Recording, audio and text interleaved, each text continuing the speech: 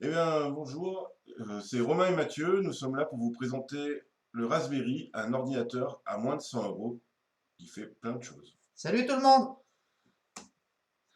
Alors, le Raspberry est souvent représenté, son logo officiel, c'est une petite framboise. Puisque en anglais, raspberry veut dire tout simplement framboise. Voilà. Alors, un Raspberry, à quoi ça peut servir? Un Raspberry, en fait, eh ben, c'est un ordinateur tout petit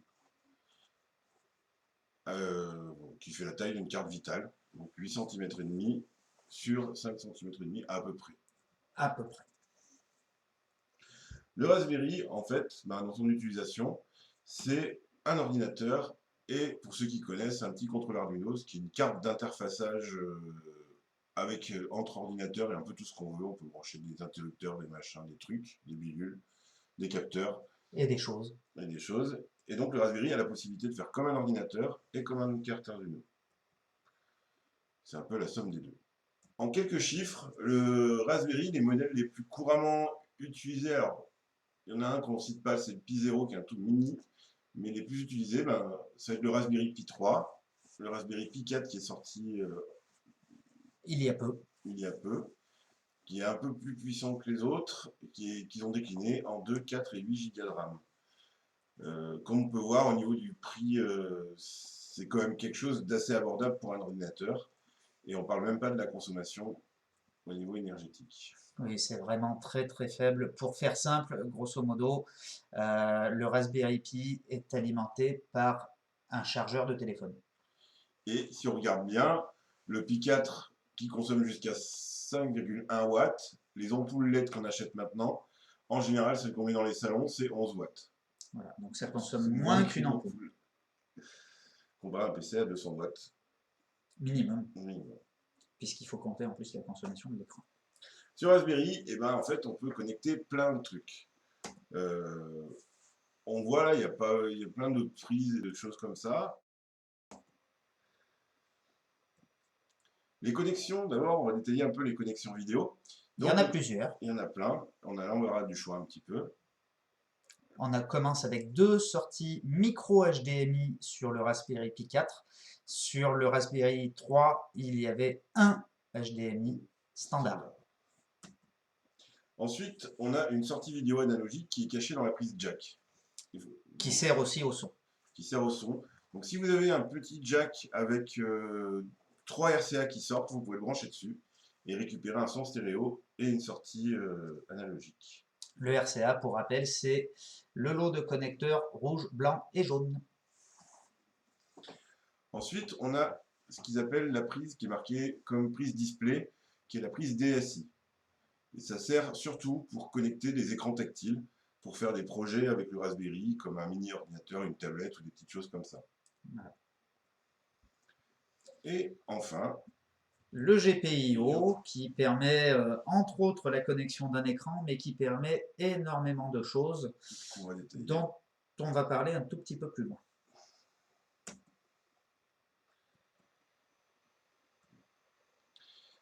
La connexion des périphériques. On va retrouver donc deux ports USB 3 et deux ports USB 2. Et du Bluetooth.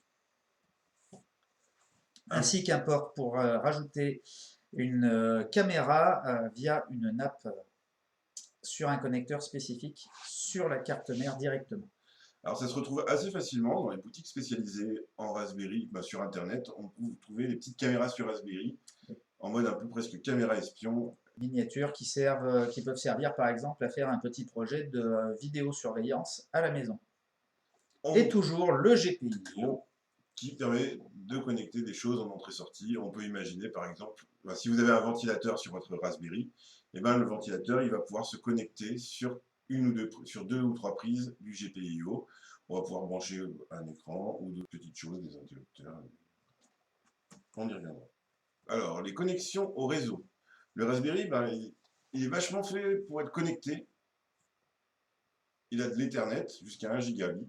Ce qui est plutôt sympathique, le 1 gigabit. Et puis on a du Wi-Fi intégré en 2,4 et 5 GHz, ce qui est plutôt intéressant, surtout au niveau du 5 GHz, puisqu'il y a certains boîtiers pour le Raspberry qui freinent un petit peu le débit du Wi-Fi, donc se mettre en 5 GHz d'origine c'est plutôt une bonne chose. Et donc, le fameux port GPIO. GPIO, General Purpose Input Output. Entrée et sortie à usage général dans la langue de Molière.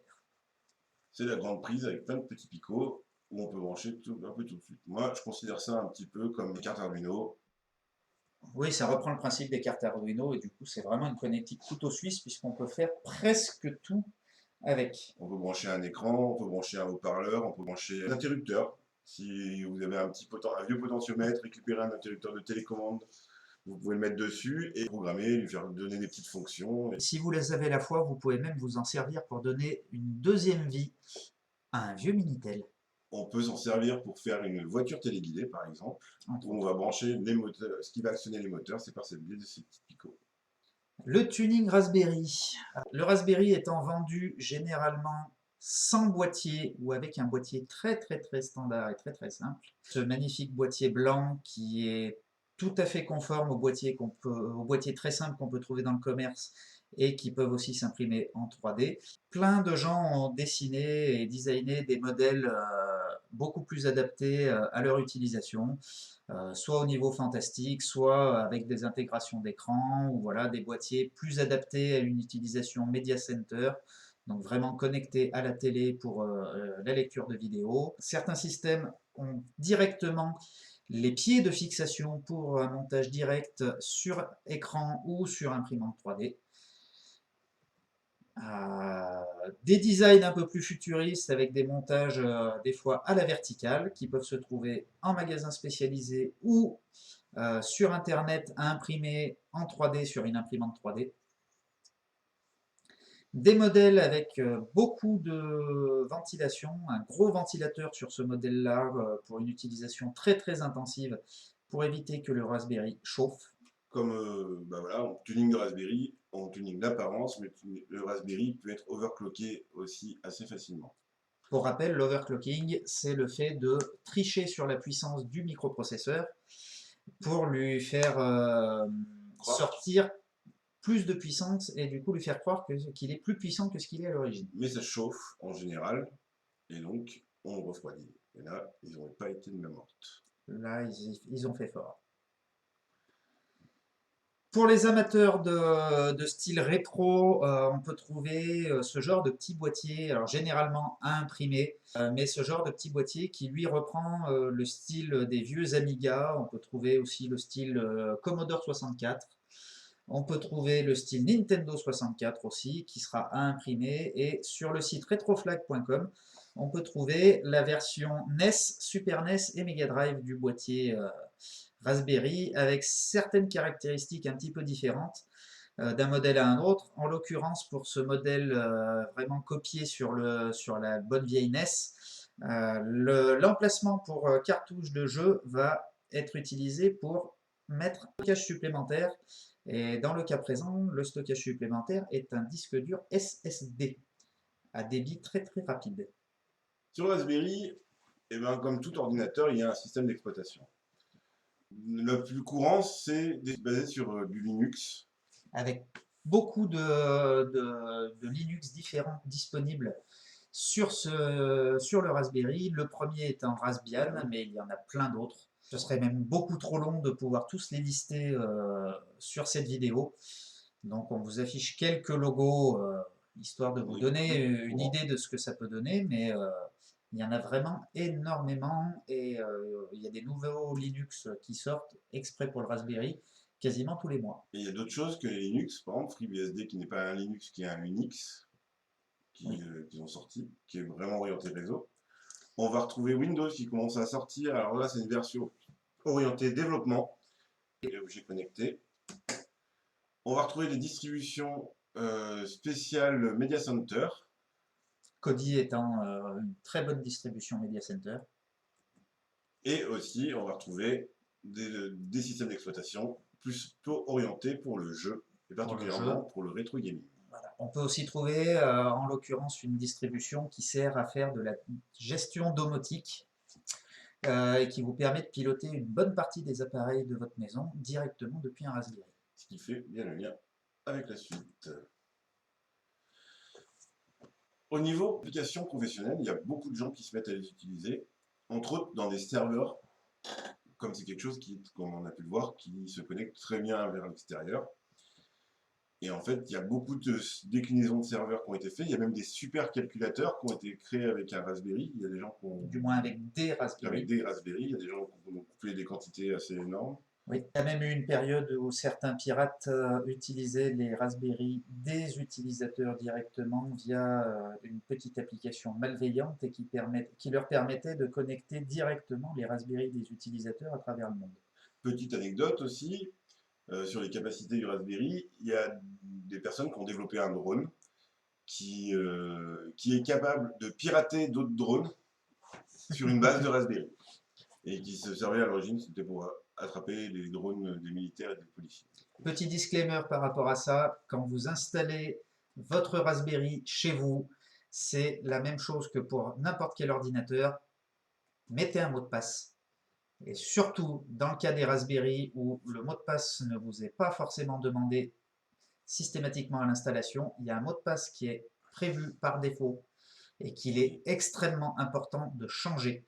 Parce que sinon, si vous laissez le mot de passe par défaut, eh bien, vous avez le même mot de passe que tous les autres Raspberry autour de vous. Le mot de passe étant Raspberry. Et bien, en fait, le Raspberry, c'est quelque chose qui vous apporte à beaucoup de choses. C'est vraiment une base de départ qui sert à faire après tout ce qu'on veut du moment qu'on en a une application particulière. Alors là, c'est pareil, on peut difficilement vous faire une liste très exhaustive de tous les projets en cours ou même les projets qui nous intéressent pour pour réduire la liste.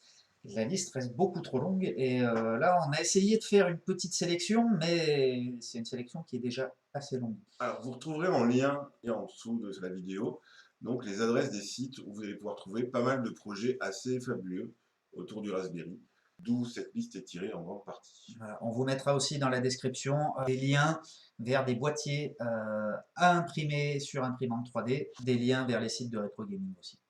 Bonne fin d'après-midi. Prochaine vidéo à propos des Raspberry, on vous fera une vidéo spécifique sur le rétro gaming, parce que là aussi c'est un domaine où il y a beaucoup d'informations à donner. On peut difficilement se restreindre à quelques informations pendant cette vidéo, on préfère vous faire une vidéo complète à ce niveau-là, et vraiment dédiée rétro gaming. Merci, à bientôt.